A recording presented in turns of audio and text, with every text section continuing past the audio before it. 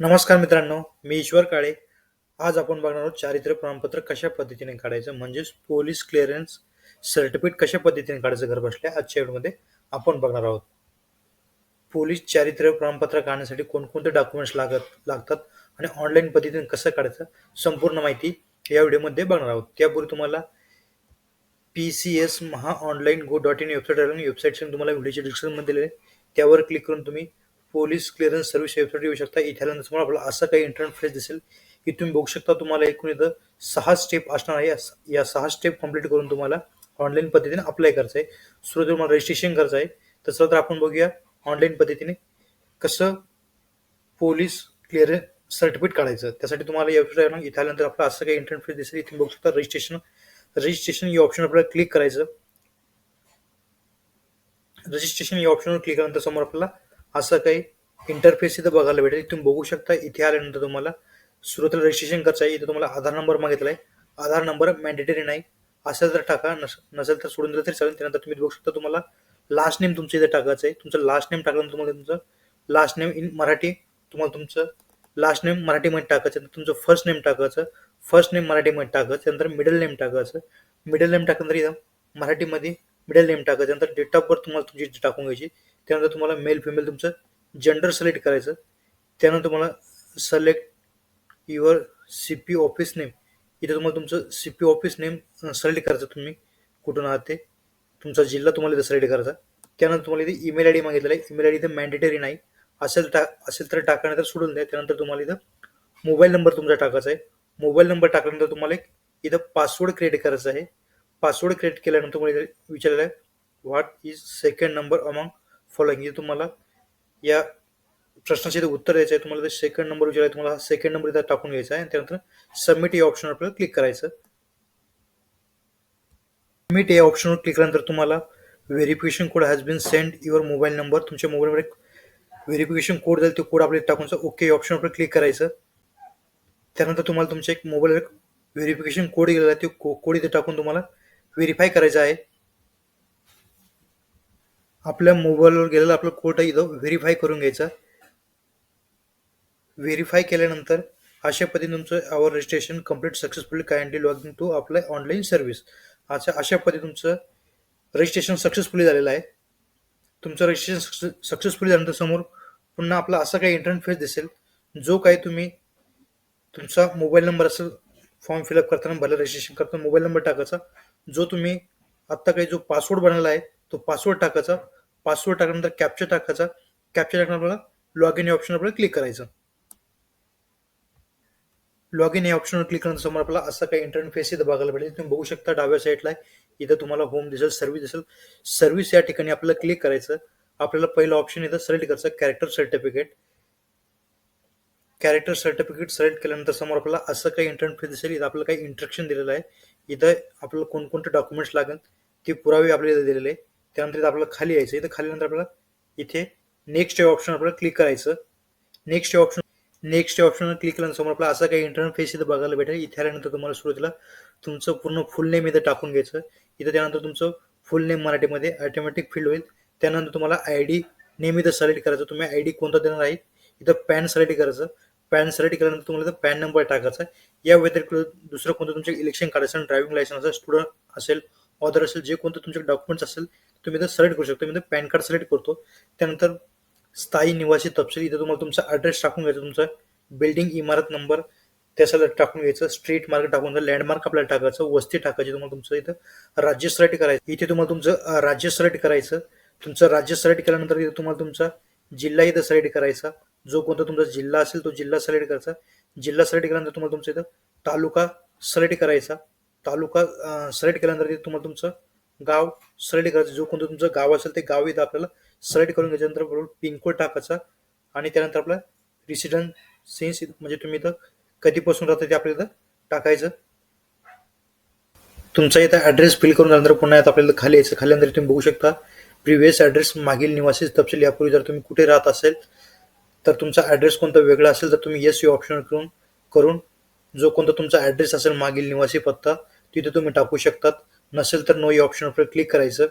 त्यानंतर तुम्ही इथं खाली यायचं. इथं खाल्यानंतर तुम्ही इथं बघू शकता नेटिव्ह परमनंट ॲड्रेस, स्थायी निवासी तपशील. तुम्ही जो टाकलेला ॲड्रेस आणि आताचा ॲड्रेस जर सेम असेल तर सेम एज अबोव या ऑप्शनवर आपल्याला क्लिक करायचं. त्यानंतर तुम्ही बघू शकता पुढे आल्यानंतर ॲड्रेस फिरल्यानंतर आपल्याला खालीचं तुम्ही बघू शकता company name and address where NOC certificate is to be the submitted. इथे तुम्हाला तुमचं पदनाम इथं सिलेक्ट करायचं. त्यानंतर तुम्हाला कोणत्या कंपनीसाठी आहे तिथं कंपनीचं नाव इथं आपल्याला टाकायचं.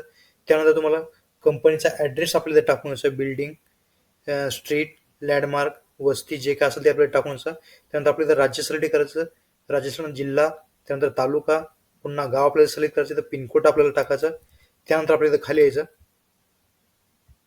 इथे वरती पदनाम आणि कंपनी नेम सिलेक्ट केल्यानंतर ॲड्रेस फिल केल्यानंतर तुम्हाला इथं खाली यायचं. इथे तुम्हाला खाली यायचं particulars of place where the application has resident during the last 10 years. तुम्ही मागच्या 10 वर्षामध्ये कुठे कुठे राहिलेला आहे तो ॲड्रेस आपल्याला इथं फिल करून घ्यायचा आहे.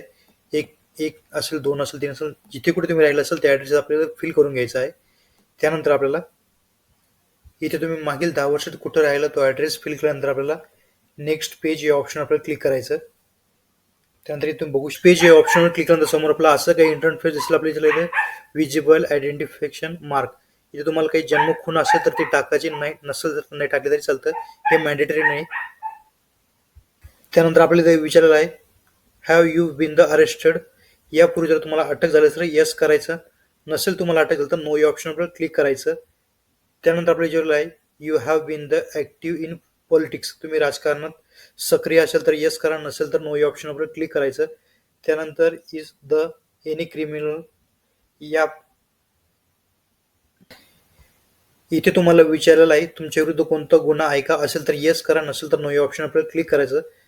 त्यानंतर तुम्हाला इथं पुन्हा थोडं खाली यायचं. इथे खाल्यानंतर तुम्ही इथं बघू शकता name address of 2 person in locality whom you know. इथे तुम्हाला 2 व्यक्तीची नावं द्यायची. तुमच्या लोकल ॲड्रेसमध्ये तुम्हाला 2 व्यक्ती जो कोणी ओळखत असेल त्यांच्या 2 व्यक्तीची नावं तुम्हाला इथं द्यायचे. त्यांचे तो पूर्ण नाव टाकायचं आहे. त्यांचे तुम्हाला मोबाईल इथं ॲड्रेस टाकायचा आहे. ॲड्रेस टाकल्यानंतर मोबाईल नंबर टाकायचा आहे. त्यानंतर आपल्याला नेक्स्ट पेज या ऑप्शन आपल्याला क्लिक करायचं. नेक्स्ट पेज या ऑप्शनवर क्लिक केल्यानंतर समोर आपला असं काही इंटरफेस दिसली. तुम्हाला लोकल पोलीस स्टेशन ॲड्रेस इथं फिल करायचं आहे. तुम्हाला सुरुवातीला तुमचं इथं डिस्ट्रिक्ट सिलेक्ट करायचं आहे. डिस्ट्रिक्ट सिलेक्ट केल्यानंतर तुम्हाला इथं लोकल पोलीस स्टेशन जे असेल ते लोकल पोलीस स्टेशन आपल्याला इथं सिलेक्ट करायचं आहे. जे कोणी तुमचं लोकल पोलीस स्टेशन आहे तुम्ही इथं सिलेक्ट करू शकता. तुम्हाला जिल्हा आणि तुमचं लोकल पोलीस स्टेशन सिलेक्ट करायचं. त्यानंतर आपल्याला टर्म आणि कंडिशन एक्सेप्ट करायची. त्यानंतर आपल्याला इथं प्लेस टाकायचा. प्लेस टाकल्यानंतर आपल्याला सेव्ह या ऑप्शन आपल्याला क्लिक करायचं.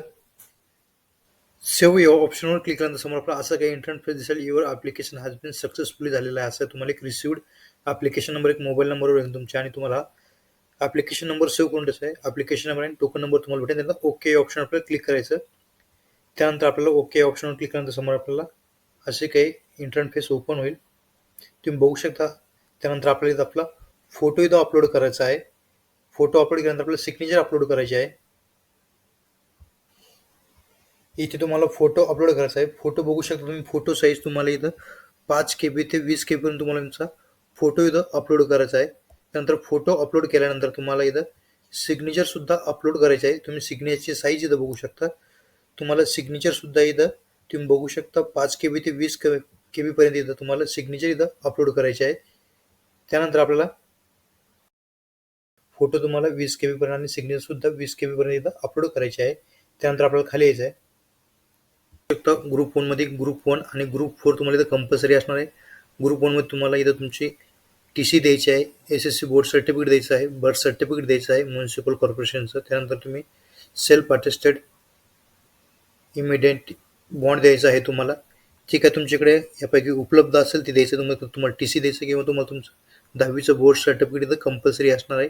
यापैकी तुमच्याकडे जे डॉक्युमेंट्स अवेलेबल असेल ते डॉक्युमेंट्स आपल्याला द्यायचे. त्यानंतर तुम्ही ग्रुप 2 मध्ये एक डॉक्युमेंट द्यायचं आहे. जसं की तुम्ही पॅन कार्ड देऊ शकता, आधार कार्ड देऊ शकता, इलेक्शन कार्ड देऊ शकता, ड्रायव्हिंग लायसन्स देऊ शकता, स्टुडंट ऑदर ज्यापैकी तुमच्याकडे एक डॉक्युमेंट्स अवेलेबल असेल ते देऊ शकता. नंतर ग्रुप 3 मध्ये तुम्हाला एक डॉक्युमेंट द्यायचं आहे. तुम्ही पासपोर्ट देऊ शकता, रेशन कार्ड देऊ शकता, ॲप्टिट्यूड देऊ शकता, करंट इलेक्ट्रिसिटी बिल देऊ शकता, जे तुमच्याकडे अवेलेबल असेल ते देऊ शकता. त्यानंतर तुम्ही ग्रुप 4 हे तुम्हाला कंपल्सरी असणार letter for company application to commissioner superintendent of police NOC तुम्हाला एक द्यायची आहे.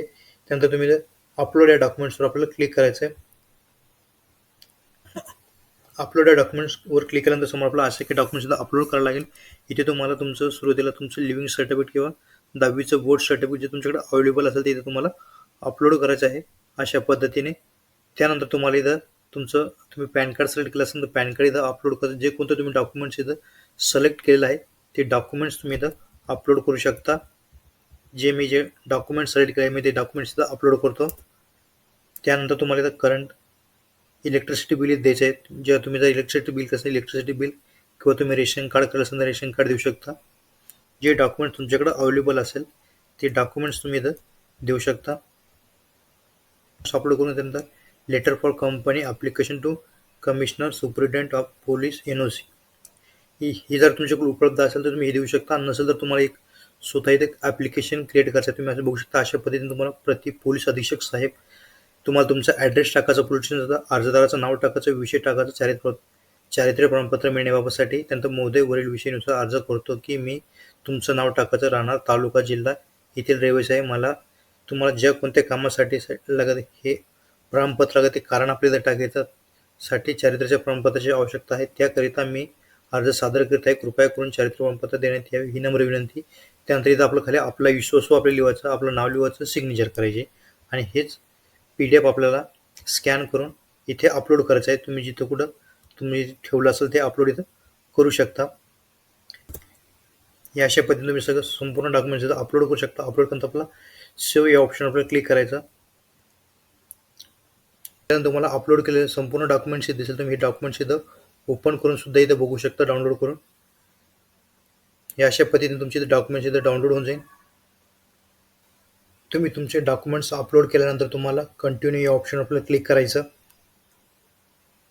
कंटिन्यू या ऑप्शनवर क्लिक केल्यासमोर आपल्याला असं काही इंटरफेस दिसेल ती जी काही तुम्ही फॉर्ममध्ये माहिती भरली संपूर्ण माहिती तुम्हाला इथे दिसेल. ही माहिती तुम्ही पूर्णपणे इथं बघू शकता. त्यानंतर खाली येऊ शकता. आपण इथे भरलेली माहिती संपूर्ण बरोबर असेल आपल्याला नेक्स्ट ऑप्शन आपल्याला क्लिक करायचं.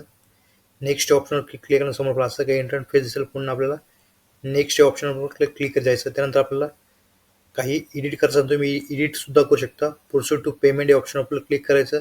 त्यानंतर आपण व्ह्यू फोटो डॉक्युमेंट्स इथून आपले बघू शकतात.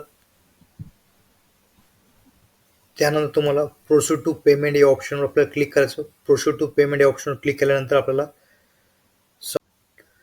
प्रोसीड टू पेमेंट या ऑप्शनवर क्लिक केल्यानंतर आपल्याला असं काही इंटरफेस दिसेल. ॲप्लिकेशन ID दिसेल, आपला नेम दिसेल आणि तिथे तुम्हाला एकूण फीज किती पेड करायची आहे ती पेड दिसेल. तुम्हाला ₹123.60 इथं पेमेंट करायची आहे. त्यानंतर तुम्ही इथे बघू शकता पे ऑनलाईन या ऑप्शनवर आपल्याला क्लिक करायचं. त्यानंतर आपल्याला प्रोसीड टू पेमेंट या ऑप्शनवर पुन्हा आपल्याला क्लिक करायचं. त्यानंतर आपल्याला पेमेंटचे असे वेगवेगळे ऑप्शन इथं उपलब्ध होईल. Wallet, net banking, credit card, IMPS, credit card, debit card हे आपल्याला इथं सोपं जाईल. त्यात आपण क्लिक करू. त्यानंतर पे गव्हर्नमेंट या ऑप्शन आपल्याला क्लिक करायचं. त्यानंतर आपल्याला पुन्हा प्रोसीड फॉर पेमेंट या ऑप्शन आपल्याला क्लिक करायचं.